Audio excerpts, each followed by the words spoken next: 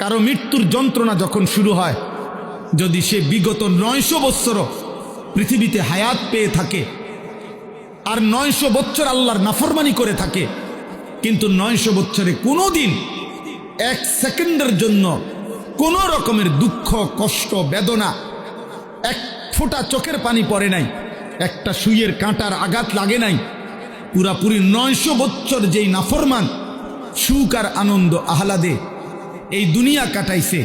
খোদার কসম তাফসিরে লিখছে মৃত্যু যন্ত্রণার প্রথম সেকেন্ডে, 1 সেকেন্ডে আজরাইল জান কবজের আগ মুহূর্তে, মৃত্যু যন্ত্রণার প্রথম মুহূর্তে 900 বৎসরের সুখ আর আনন্দ নাফরমান ভুলে যাবে, ভুলে যাবে,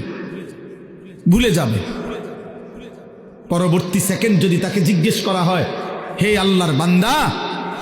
বিগত দুনিয়াটা তো তুমি খুব